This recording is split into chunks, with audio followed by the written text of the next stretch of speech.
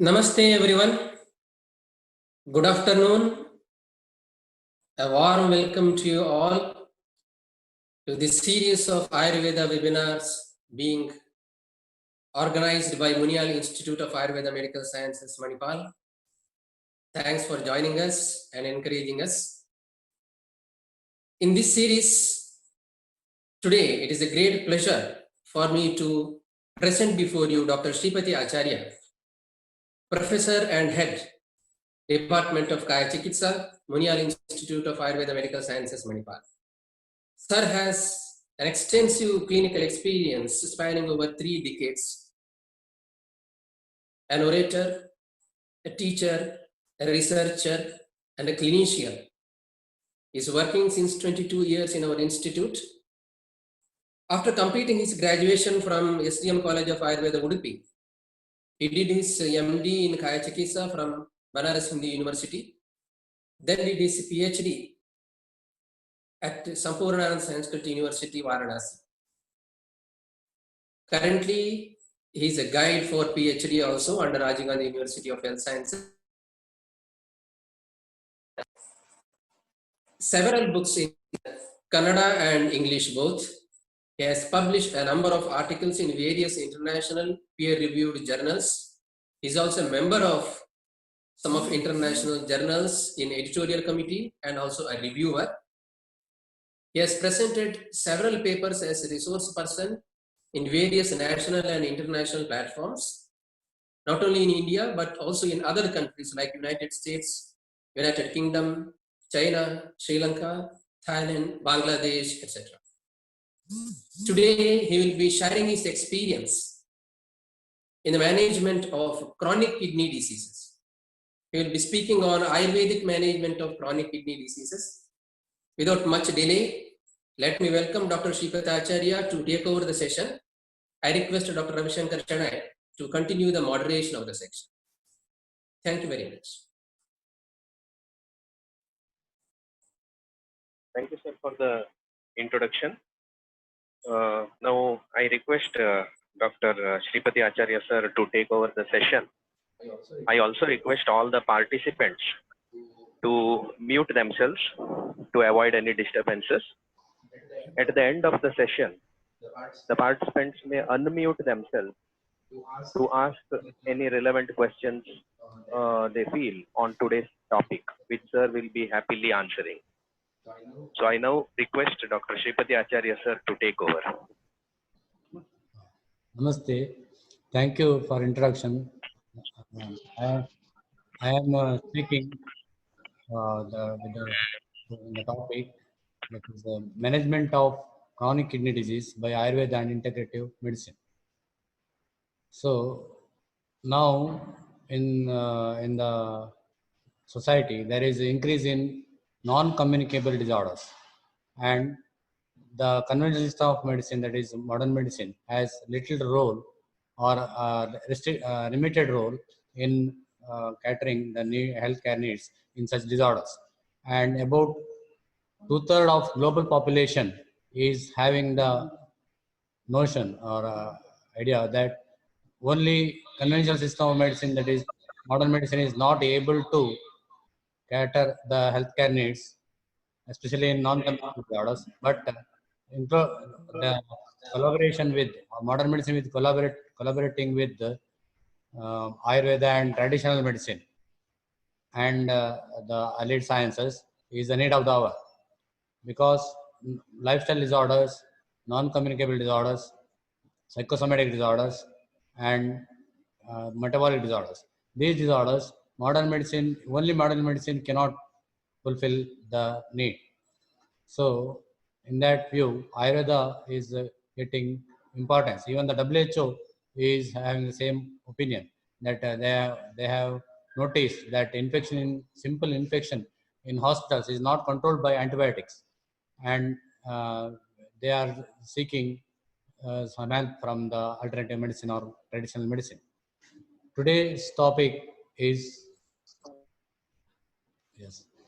Today's this topic is CKD, chronic kidney disease, and its Ayurveda and integrative medicine approach. So Ayurveda is getting popularity now. So it is getting its importance in the global scenario, because as I told you, Ayurveda is a system of medicine which deals with the lifestyle management, good lifestyle and dietary habits, and the regimen which can lead to even prevention and cure of the disease. So today we will discuss the renal disorders, especially CKD or chronic renal failure, and its Ayurveda and integrative approach management. So CKD or chronic renal failure is a disease where there is a progressive and irreversible loss of renal function and associated with increase in burn or blood urea nitrogen and symptoms of uremia. So according to modern medicine, it is irreversible and progressive loss of renal function. Isn't it? So even though it is told like that, I have seen some cases of renal failure which I have treated. They have some improvement for 1 or 2 years. There was improvement. That's why I am dealing with this topic. So renal chronic kidney disease. That is, let us see one by one the causes, the underlying pathology, and the stages of the disease, and clinical features, diagnosis of the CKD, and the treatment, Ayurveda and integrative treatment approach. So one by one, I will discuss.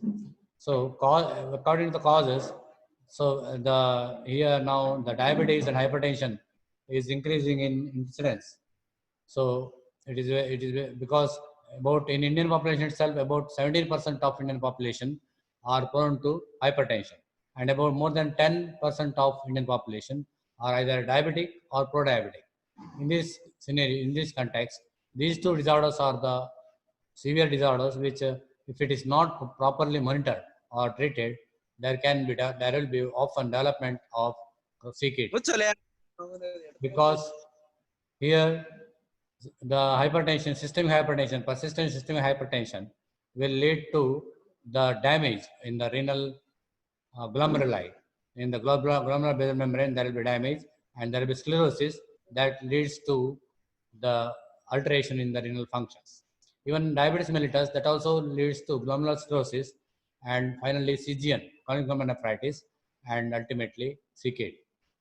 So that's why the incidence of chronic renal disorder, chronic kidney disease, is increasing day by day, and we are aware that the epidemiology of kidney disease, chronic kidney disease, as we see, the incidence is increasing. So that is of priority. This is a priority in the healthcare management. So Ayurveda doctors or doctors should be well expertised in the treatment of CKD. However, Ayurveda treatment in CKD, there is limitations. As the advantages are, we can postpone the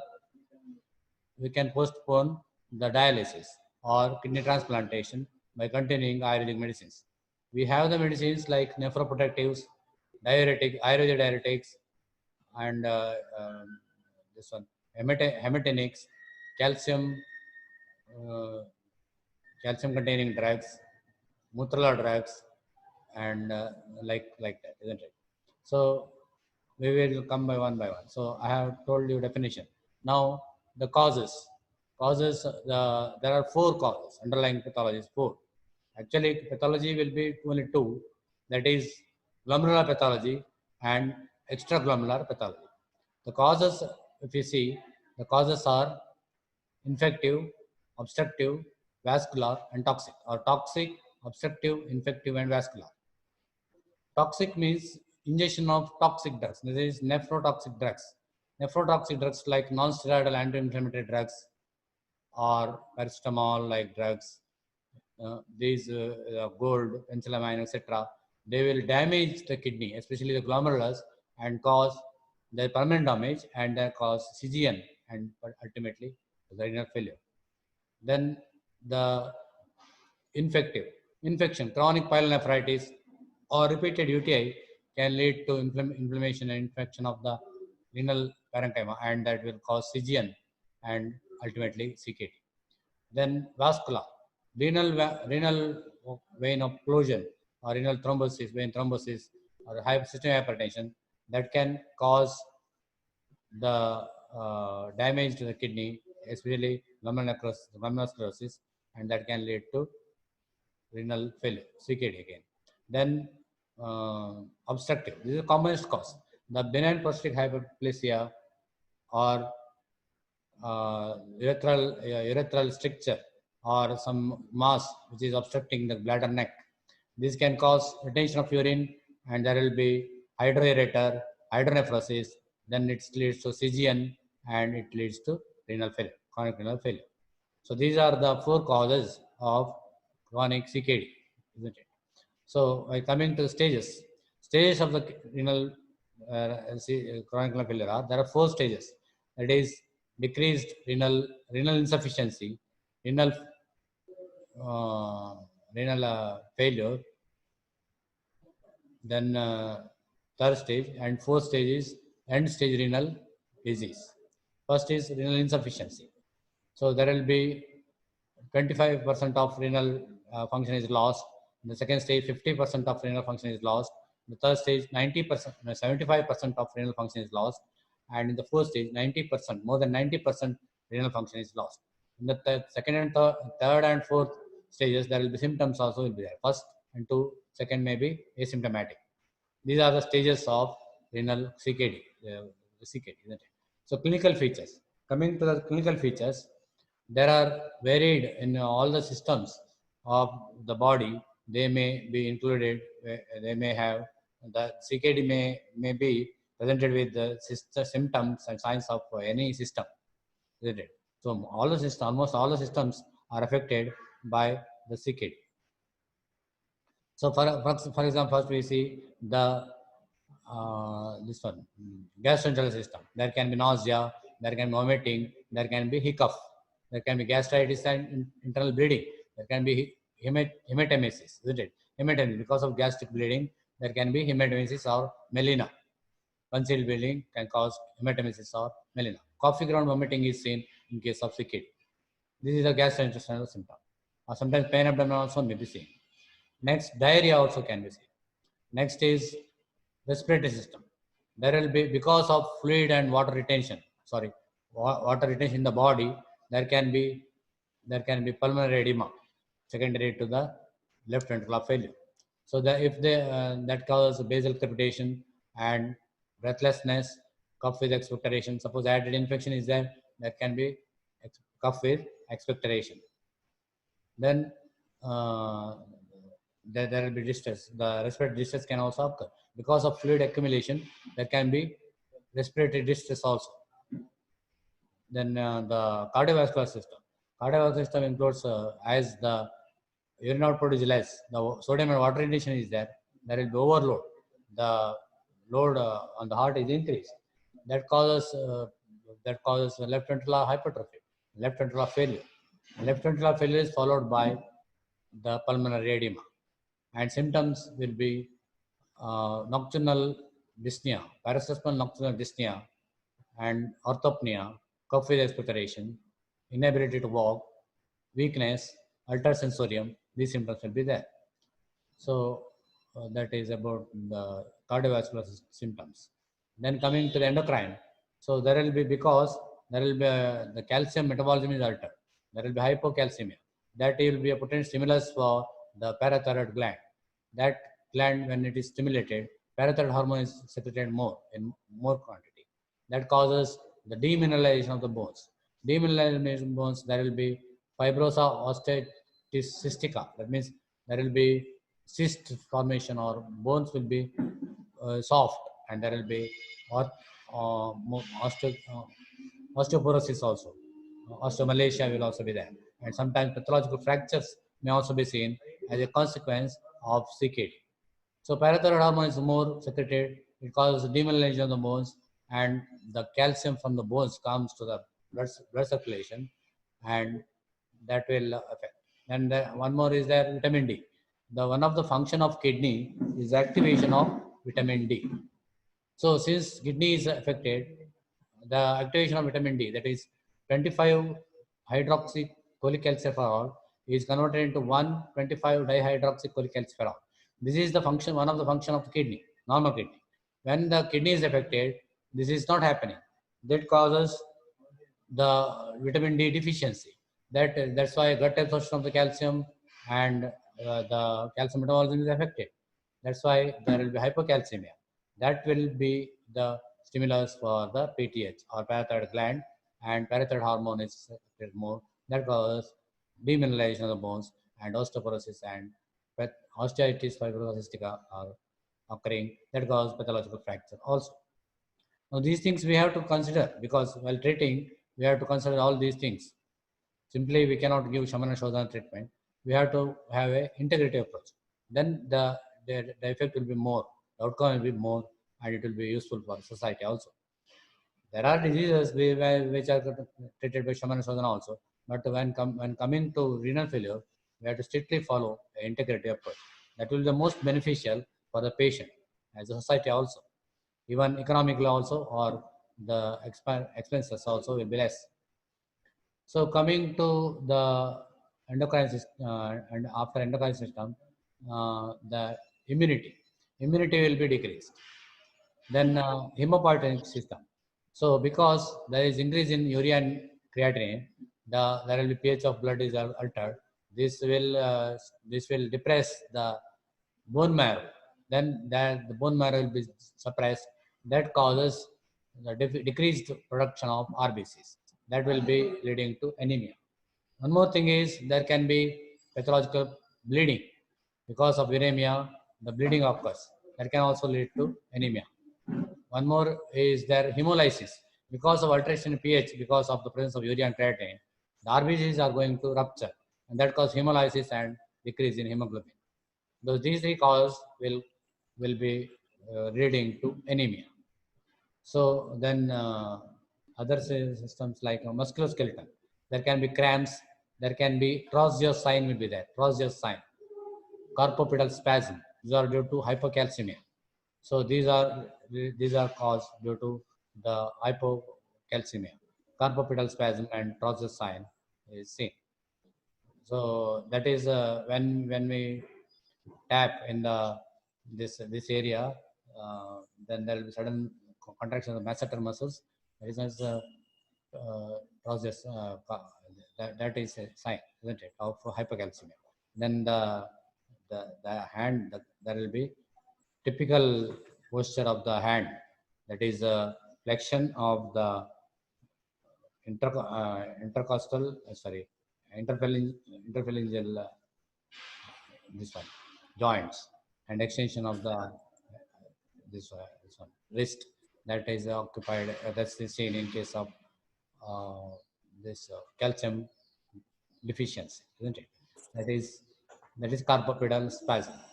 These are signs of signs in case of CKD. Then regarding the urinal system, there will be oliguria or anuria. Also maybe there can be polyuria. There's, depending upon the situation state, there will be symptoms: oliguria, anuria, or polyuria. Even polyuria can be seen in case of CKD. In earlier stages, there will be polyuria. Later stages, there will be oliguria or anuria. Less than 400 ml is considered as oliguria, and when even a drop is not passed out, that is anuria. Sorry, when less than 400 ml is there, that is oliguria. When even a drop is not passed out, that is anuria. So these are also may be seen in case of CKD. So in the joints, there can be pain in the body, in various organs that can be seen. So we have Varunadi Kashaya, Maniprabha plus tablets, Chandraprabhavati, and Pranadi Mandura, Bhujanti Basma, Trikatu, this Trinapanchamala Kashaya, Buksha Yoga. These are some of the medicines which are widely used in this disease.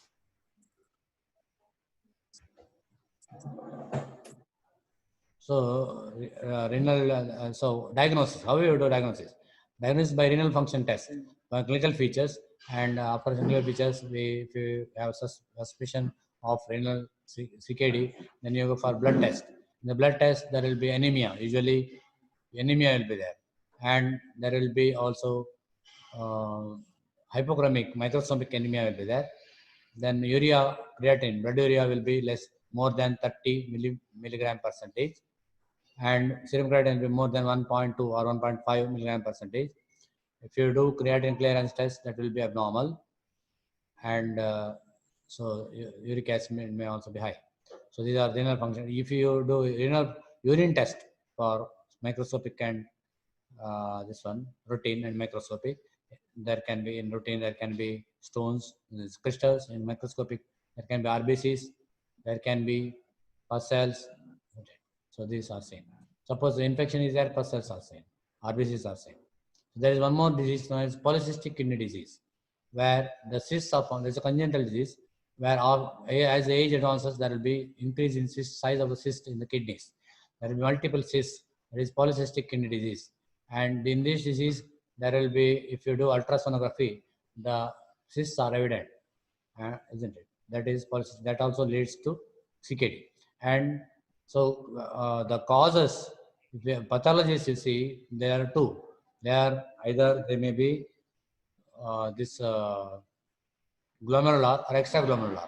Glomerular pathologies like nephrotic syndrome, rapidly progressive glomerular nephritis, membranoproliferative glomerulonephritis, and mesangial-proliferative glomerulonephritis, minimal then IgA nephropathy. These are some of the disorders which leads to nephrotic syndrome and ultimately to the CKD.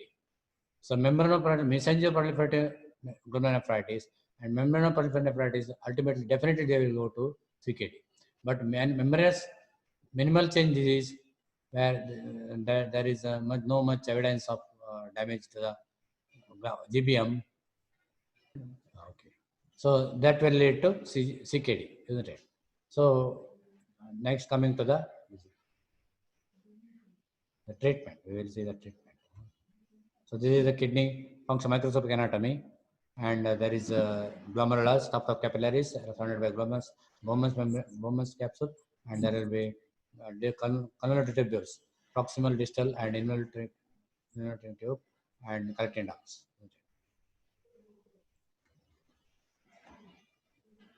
So when we give the treatment, these are the medications having these actions: Mutrala drugs, hematinic, systemic alkalizers, and rasayana drugs, anti-infective drugs, nephroprotective drugs, rasayana drugs, mrudu drugs, calcium supplementation, shwasahara and kasahara drugs having regeneration of the kidney, and bactericidal drugs and urinary antiseptics. So most of the drugs we use are having these qualities.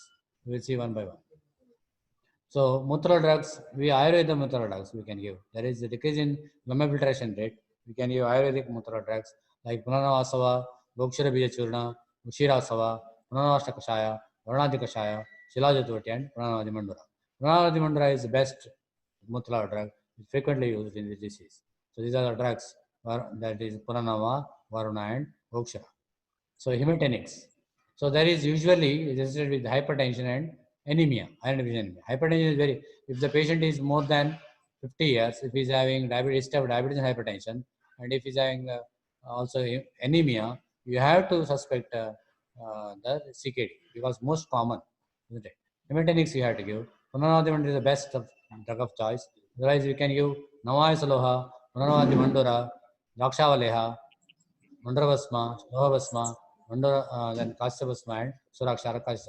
You have to monitor if there is already diabetes and hypertension, you have to control it first, because if you're not controlling that one, will simultaneous treatment of CKD, that will aggravate the damage of the kidney. So you have to 100% you have to control the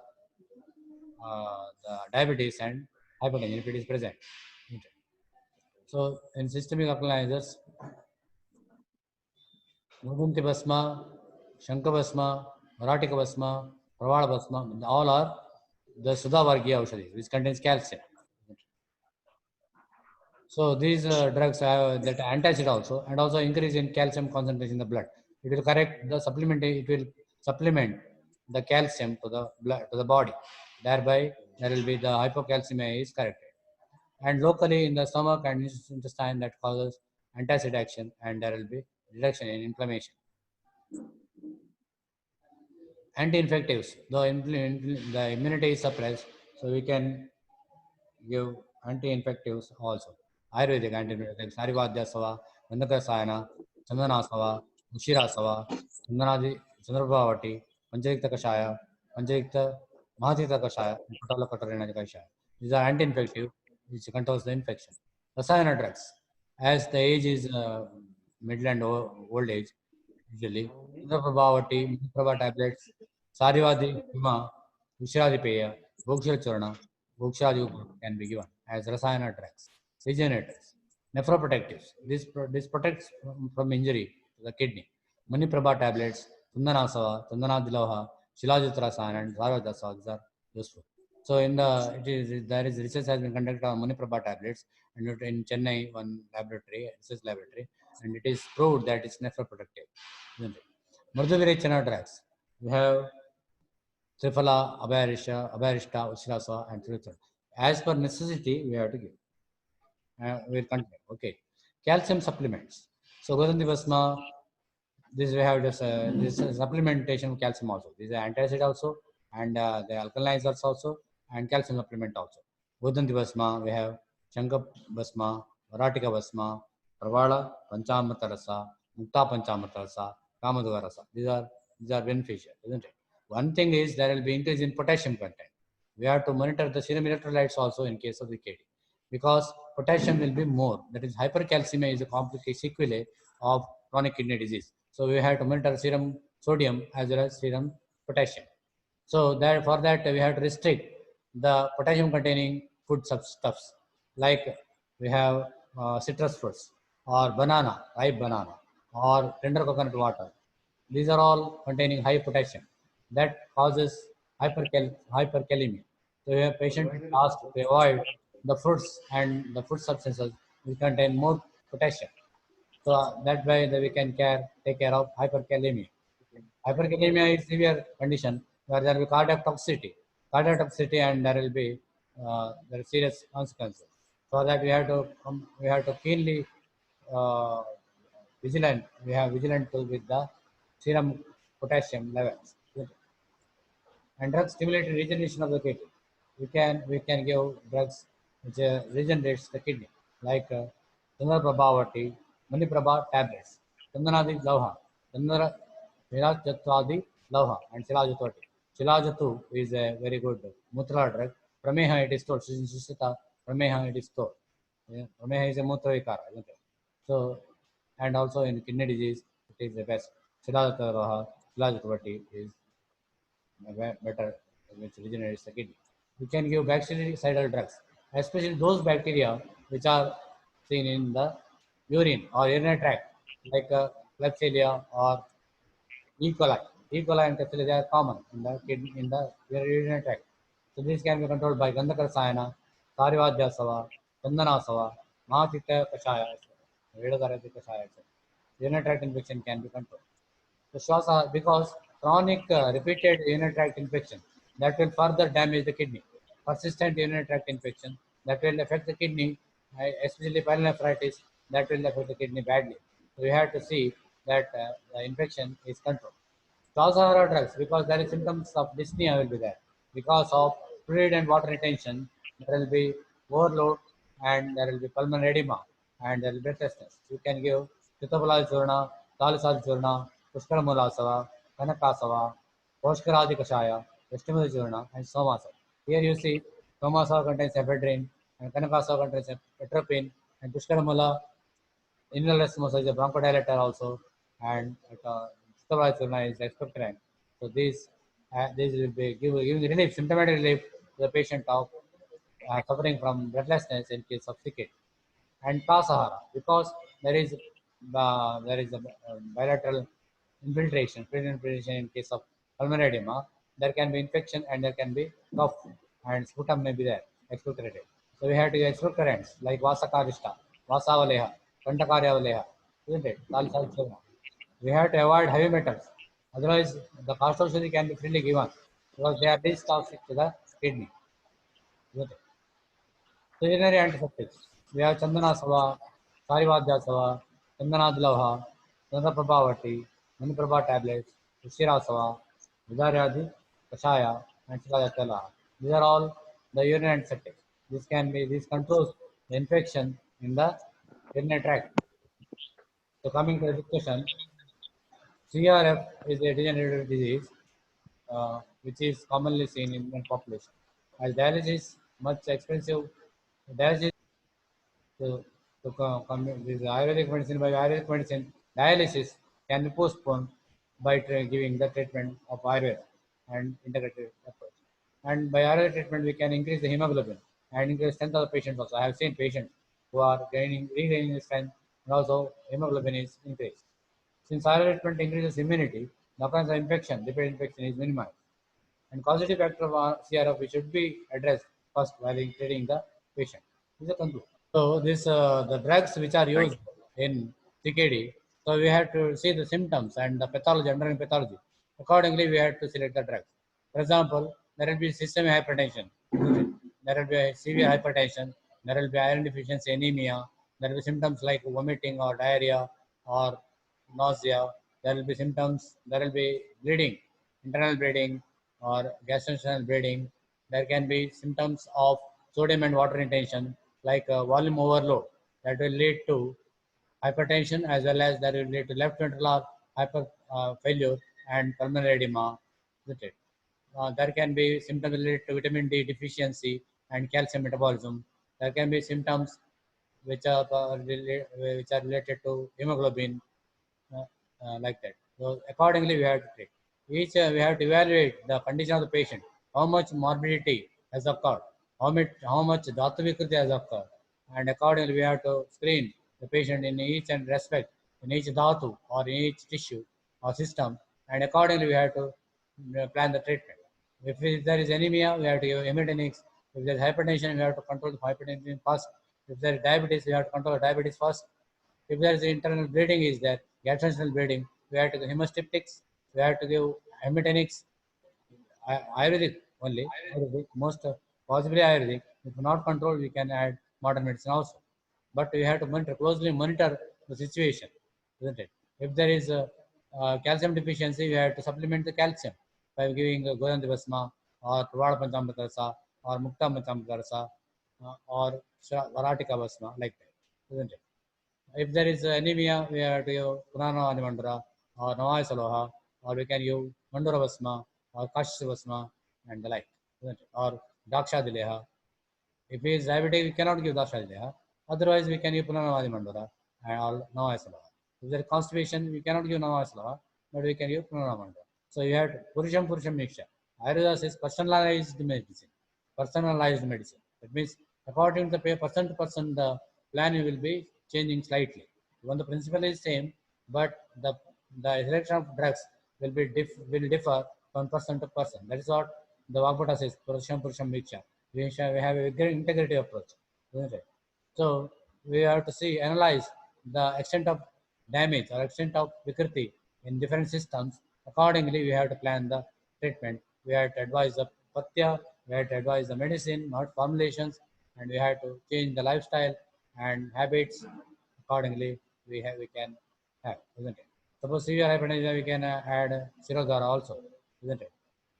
Like that. The research has been conducted on this on Sarvanga Sveda, that is Yoga Sveda on renal failure. And slight improvement has been seen, but sometimes there will be electrolyte imbalance. That is untoward effect of Sarvanga Sveda. So that's why it is chance limited with Sarvanga Sveda. So like that, we can have nephrotic drugs also, because if there is a history of ingestion of non-steroidal anti-inflammatory drugs for joint pain, person may be consuming analgesics. We have to stop the analgesic. So modern analgesics, most of them, they are nephrotoxic. So we have to remove that cause, isn't it? Like that. If there is infective, we have to treat the infection. If there is obstructive pathology like benign prostatic hyperplasia or urethral stricture, we have to treat the cause. If the stricture is there, we have to pass the this one catheter, isn't it? Metallic catheter we can pass and we can remove the stricture. If there is BPH, we can give the treatment for BPH like Muniprabha tablets and Varanasi Kashaya is good for BPH, isn't it? Like that. If there is a vascular cause is there, we have to treat the same. If hypertension, systemic hypertension will be controlled. So severe hypertension can further damage the patient. I had patients of CRF, CKD who have responded better in many cases. That's why I am confident that we can have a treatment modality, better treatment modality in Ayurveda. Only idea is we can postpone the treatment, isn't it? And the quality of life can be improved. If he is in dialysis, his quality of life will be affected. He cannot do the job properly. He will be less creative, isn't it? But and also the expense is also more. In modern, I have seen patients who spend 28,000 per month. The CKD patients, they spend 28,000 per month who are advised to the dialysis. So that is very expensive. If it is same can be done, suppose similar Ayurvedic medicine can be done and patient can maintain with a little cost, that means 3,000 per month. That is a better option. People also will be for it, isn't it? And that will be really service for society. It is a need of society.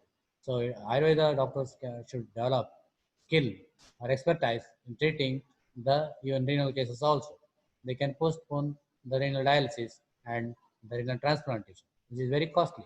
Transplantation costs about 3 lakhs or 2 to 3 lakhs. And after transplantation, patient is he had to take the medicines like steroids and then anti-infectives, etc., nephroprotect, etc. The cost will arise. So in that sense, Ayurveda is relevant. So when we can develop a good treatment module, Ayurvedic and integrative approach, which will be beneficial for the society.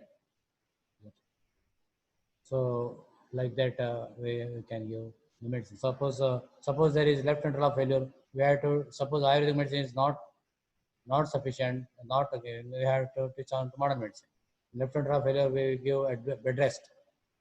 Occurrence, the bed rest is strict bed rest is given, and bronchodilator, Ayurvedic bronchodilator you can give, and expect diuretics, Ayurvedic diuretics you can give. Suppose you have to monitor the patient. Constantly you have to monitor the patient. You give Ayurvedic muthalators like Punarnavasta Kashaya, Punarnavasava, or like Punarnavadi Mandra you can give. And you can have the repeated X-rays so that pulmonary edema can be minimized. The effect of pulmonary edema can be minimized. You can give repeated X-rays, isn't it?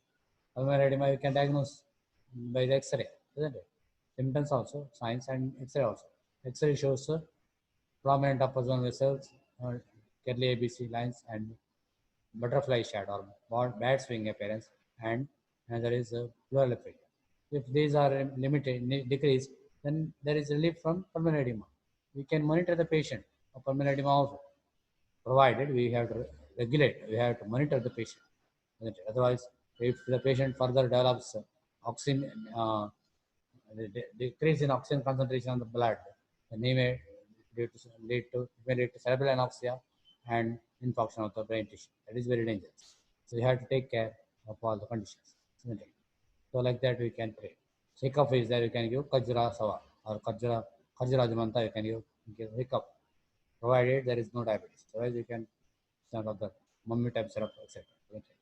Or Ushiradipeya, which you can give, or Sutrashikar Rasa, you can. So in nutshell, you can treat the patient as per the conditions, as per the morbidity, as per the clinical features, as per the Dhatuvikriti, and similarly you have to monitor closely by different investigations, and you can treat in a better way.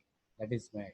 So actually, you doctors should develop this expertise in diagnosis, exact diagnosis, and monitoring the patient by the investigation tools, advanced investigation tools. Then it will be a better option. It will be a better module that you can develop for to monitor the patient. With these words, I conclude. If you are having any questions, you can ask. I am thankful to the organizers for selecting me as a speaker. So please ask questions. Sir, just to initiate the discussion, I would personally like to ask a question, sir. So far as the only Ayurvedic treatment is concerned, can we limit ourselves to some state with the help of biochemical parameters, wherein we can fix arbitrarily a level of blood urea or creatinine till within which we can confidently try to handle such conditions, sir? So actually, we have to see the the extent of pathology, and by the these parameters, we can assess if suppose anemia is there or blood urea is high, serum creatinine is high, we can assess, isn't it? Suppose creatinine is 9, above 10, that will be above 10 is considered as the maximum damage, isn't it? Blood urea more than 150 or 200. When surplus 200, you have to send him to dialysis. Otherwise, in lower this one concentration, you can advise Ayurvedic medicine. You have to monitor the patient. We have to monitor the patient. So we have to give hematinics. We have to give, suppose relaxation is there, we have to give bronchodilator, Ayurvedic bronchodilator, Somasava or Pusharmala Sava, you can give, or Sutushekar Rasa, isn't it? Sutushekar Rasa, the battery is good. So we can avoid best modern this Rasa Shastri also is we can restrict, because arsenic containing drugs or Naga contain lead containing drugs better we have to avoid. Mercury also. Otherwise, the cost of disease can be freely given. So we have to control the by the parameters we get the idea about how much. Suppose there is breathlessness, then we do the X-ray, plain X-ray abdomen, brain X-ray chest, PA view. Then if there is evidence of left ventricular failure or pulmonary edema, we can try with the principles told by modern medicine, that we can give switch on to Ayurvedic medicine. If not controlled, then we can give modern medicine also simultaneously. Suppose there is a bleeding, gastrointestinal bleeding, we can give this Ayurvedic hemostasis. Like we have Stiplon, or we can chakra. This one, we can have this Nakta Pitta Kulakandana Rasa, or Bola Baddha Rasa, or Bola Parpati. This can be given to stop bleeding, or Mocha Rasa Churna, we can give. Suppose there is a melina also, we can give the same. If there is diarrhea, we can give treatment for diarrhea, like Kutajarishta or Mustakarishta. If there is nausea and vomiting, we can give the Madhipala Rasayana. If diabetes is not there, we can give Madhipala Rasayana. If there is osteomalacia, we can switch on to Vuputanda Tatvasma, or we can switch on to Gudanti Vasma or Shimla Vasma. If there is other symptoms, like if there is central symptoms like altered sensorium, because the uremia, pH will be altered, then cerebral anoxia may also be there because of pulmonary edema. Then we have to give oxygenation. We have to give the alkalizers. If the alkalizers we can give. If the pH is still high, we can switch on to calcium gluconate or calcium lactate, like that. So as per the parameters, we can monitor the patient. If there is a hyperkalemia, we restrict the food which contains potassium. We can give Lasix also, suppose, with the integrative approach. We have to collaborate with the modern doctors, and we have to regulate. Okay. Question. Sir, the question is that for beginners who are not confident of handling such cases, severe cases, should they look for any alarming signs and go for a timely referral? Yes, actually, you see the serum creatinine and blood urea first thing.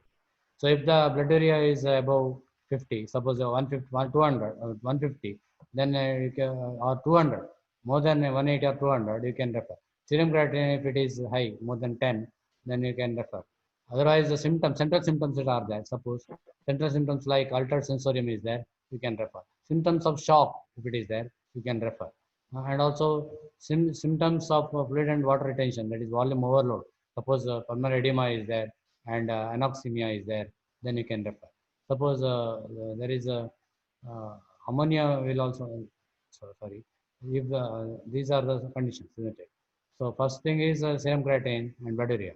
Blood urea more than 180 or 200, serum creatinine more than 10, and central symptoms like the memory is altered, or the sensorium is altered. Suppose stupor, delirium, coma, pre-coma, etc. Definitely you have to refer. Right. That ICU, you have to send to ICU or specialist. So one question is, what are all the food items which are contraindicated for old patients? CKD patients. Okay. CKD patients, we have to avoid the food stuffs which contains which contains potassium.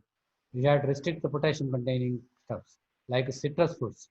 The citrus fruits like this one, apple also. Citrus fruits like musambi and orange, etc. Limbu, etc. And apple also contains high potassium, and banana contains high potassium, and tender coconut water contains high potassium. These are best avoided, isn't it? You can avoid the protein also. You can restrict to some extent, because urea and creatine are the byproducts of the protein metabolism. So these things you have to avoid. Salt. Suppose there is a hypernatremia, you have to restrict salt. If it is hyponatremia, you have to provide salt by supplementation. If there is a hypokalemia, you have to supplement potassium by using potassium containing food salt. Like then you can avoid the katu amla lavana, excessive discourse you can avoid, because the patients usually presenting with this one, vomiting, nausea, etc. Then you have to avoid these spicy foods. Yeah.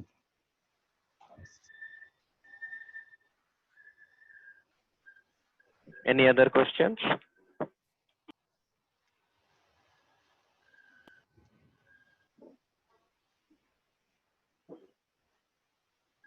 I don't think there are any more questions, sir. Thank you very much for a very elaborate explanation with an integrative approach for chronic kidney disease. And also, your patience was worth praising, sir, for the answering the questions, whatever the participants have asked you. So we'll also share your email ID in case there are any further queries. So thank you very much, sir, on behalf of Munial Ayurveda College for enlightening us on the Ayurvedic as well as the integrative approach in the management of chronic renal disorders. Thank you very much, sir. Thank